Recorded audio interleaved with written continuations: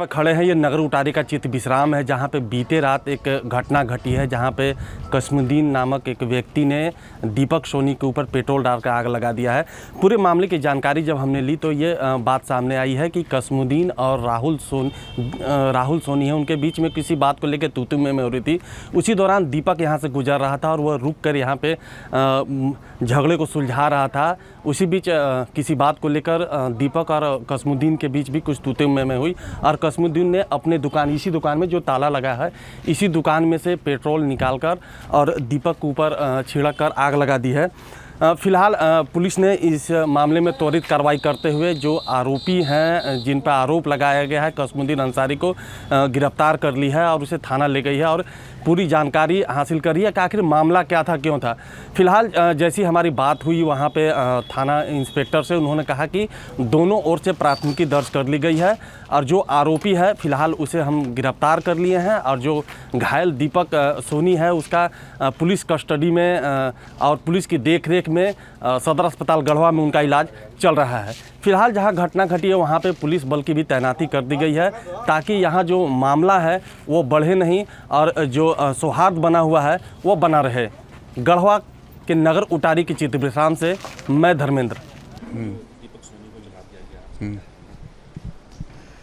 नहीं, ये तो जो विधि व्यवस्था की स्थिति है वो कितनी चरमरा गई है, इस प्रकार की घटना ऐसी बात का द्योतक है।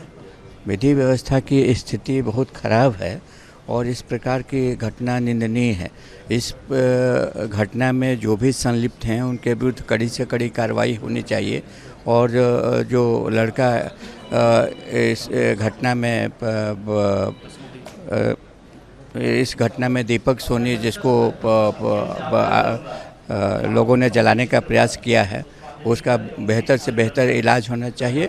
सरकार को उसके परिवार वालों को भी क्षतिपूर्ति देनी चाहिए और सिविल सर्जन जो गढ़वा हैं उनको स्पेशल इंस्ट्रक्शन होना चाहिए।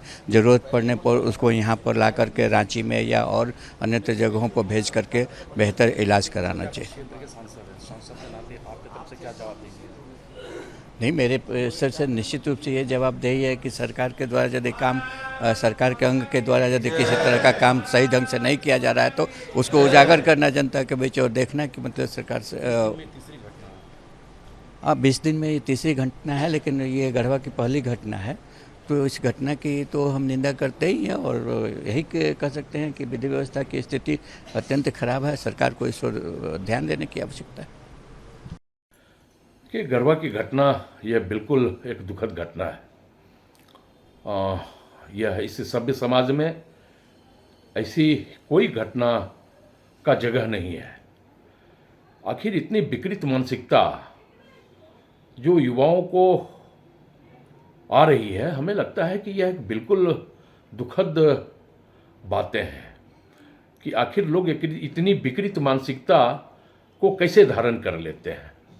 लेकिन अगर इसके पीछे का वजह भी अगर जाना जाए तो इस समाज में जो एक जहर बोने का भी काम कुछ राजनीतिक दल के लोग कर रहे हैं, हमें लगता है कि वो जहर का परिणाम जो है इस तरह की घटना को अंजाम तक पहुंचाने में सफल होता है।